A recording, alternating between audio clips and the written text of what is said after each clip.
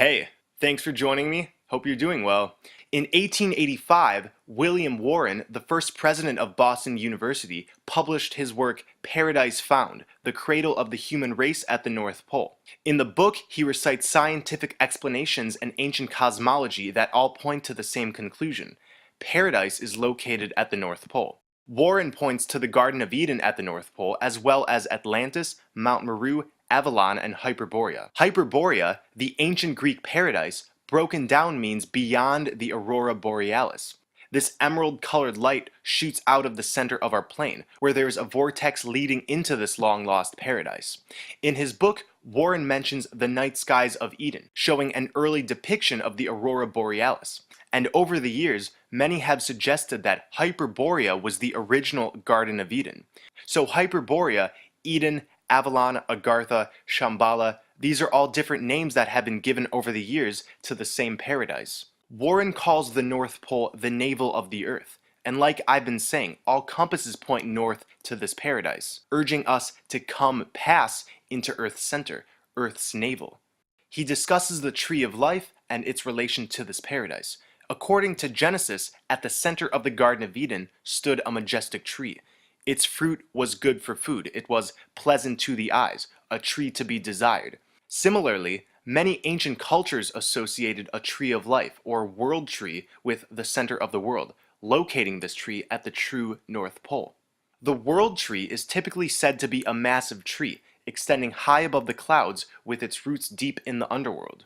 We have Valagfa in Hungarian mythology, Yggdrasil in Norse mythology, the Ashvatha in Hindu mythology, the Qianmu in Chinese mythology, the Mayan world tree, and there's many more.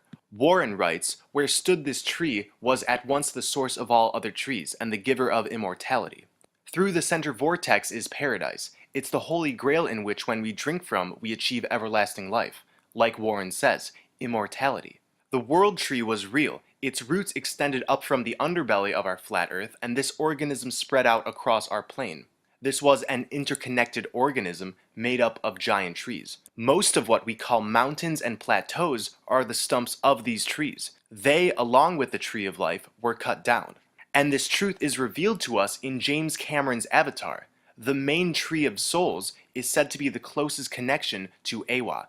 Eywa in Avatar is the guiding force and deity of Pandora. The natives believe that Eywa acts to keep the ecosystem of Pandora in perfect equilibrium, but the tree of souls which connects to this deity is cut down, just like our tree of life was. Eywa refers to our connection with Mother Earth, Gaia, the divine feminine goddess. This is clear because Eywa comes from the Celtic word Dewa, meaning goddess. Once the tree of life and the other interconnected trees were cut down, our connection to this goddess diminished, and the spiritual and physical equilibrium of this plane drastically shifted. Both sides of flat Earth used to be paradise, but by cutting down this tree, and therefore our ties with the Divine Mother, along with many other events that occurred around the same time period, this side of our flat Earth became a cradle for archonic and reptilian influence. This majestic organism isn't dead, however. It is still well and alive past the center vortex. Warren writes, "Every indication points us to the northern pole. It was in Arin Vej, the Persian Eden." He claims in Arin Vej there was said to be a sacred mountain. This is Mount Meru. Like I said, mountains are giant tree stumps, so Mount Meru, the magnetic mountain which is depicted all throughout ancient cosmology, is actually what's left of the Tree of Life. In this map made by the 14th century explorer Gerhard Mercator, there is an iron mountain at the middle called Mount Rups Nigra at the North Pole, with 4 rivers extending outwards. The tides on flat Earth are not caused by the moon, but by these 4 rivers that diverge from Mount Meru.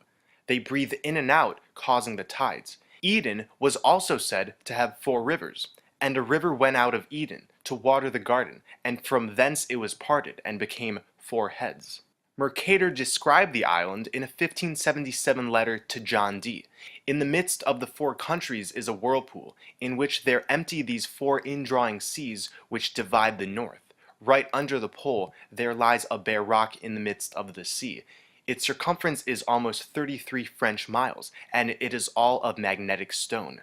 In his 1904 Manual of Tides, Dr. Roland A. Harris gathered evidence from tidal patterns and sightings by Europeans and Inuit that all pointed to undiscovered lands near the pole. To Harris, the tides suggested that there was a hidden mechanism at the North Pole that influenced the tides. This mechanism is the Four Rivers. So Warren talks about the Persian Chinvat Bridge being situated near Mount Meru by Aaron Vej, the Persian Eden. Warren writes, the Chinvat Bridge extends from the North Pole of the heavens to the North Pole of the earth. In a previous video of mine, I describe how the Norse tale of the Bifrost Bridge is linked to the center of our plane. Those who cross the Bifrost successfully are transferred into Asgard, the land of the gods. William Warren at the end of the book concludes long lost Eden is found, but its gates are barred against us. Now, as at the beginning of our exile, a sword turns every way to keep the way of the tree of life. Similarly, the story of the Bifrost Bridge speaks of Heimdallr.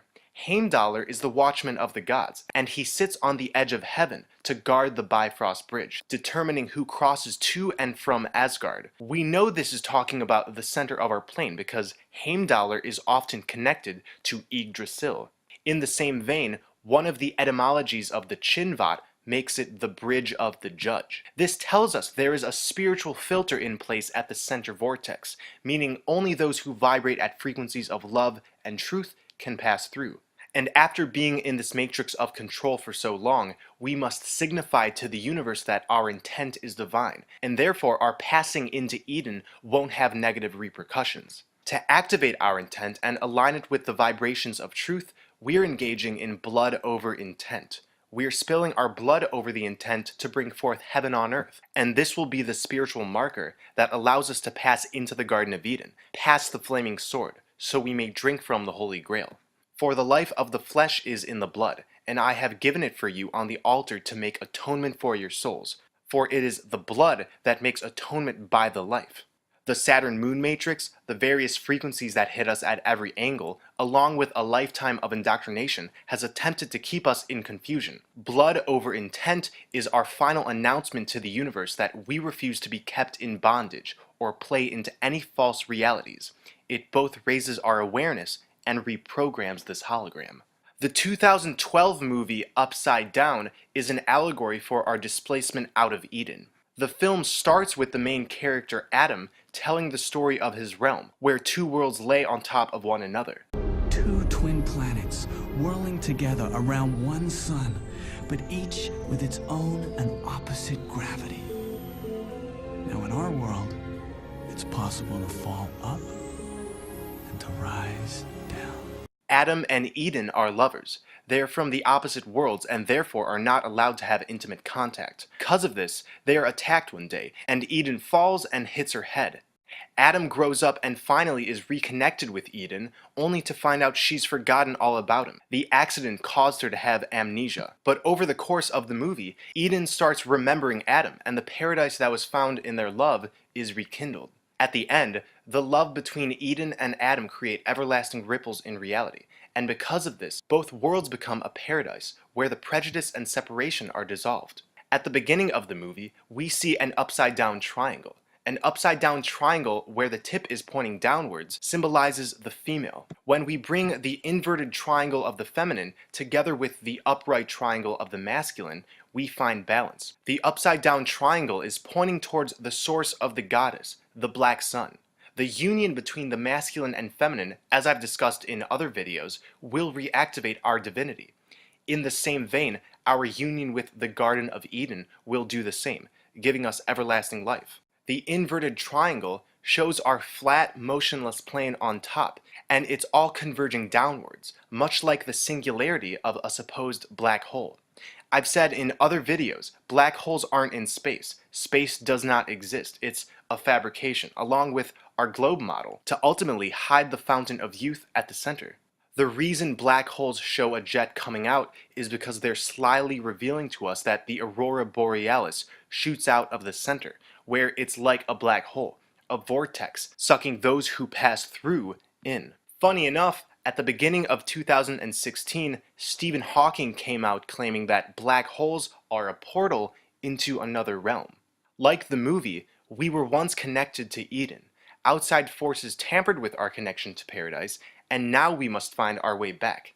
This information is coming out throughout myself and others now because Eden is calling. We are being guided home. And therefore, it's no coincidence this movement is growing and growing. Blood over intent is reshaping this energy extraction matrix we're in. And it's the focal point me and my blood brethren are gathering under for this journey to the center. I recommend those who haven't yet to replicate the videos you see and publish your blood beside ours. The act of publishing our blood over our ridden divine intent is powerful white magic that connects all of us to each other, and it will bring forth a new age where we will get to the center. A corporation was set up in our name when we were born, hence why the name on our birth certificates has all capital letters. Corporations are dead. This is how the elite see us, as the walking dead. We are spilling our blood and reclaiming our divinity by proving to ourselves, the goddess of this plane, and to the aether realm that we are well and alive, that we refuse to give into this fake reality we've been fed, and that ultimately we intend to get to the Garden of Eden. We're taking back this matrix, and this isn't going away. Our blood is creating ripples. I can feel it, and so can others who have spilled theirs. This journey is happening within a few years' time. There's no stopping it. Our compass needles will be our guide, and we will pass through where the aurora borealis is shooting out from.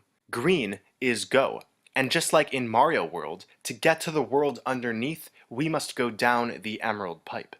So once again, thanks for watching. Stay well and centered, everyone. I love you all.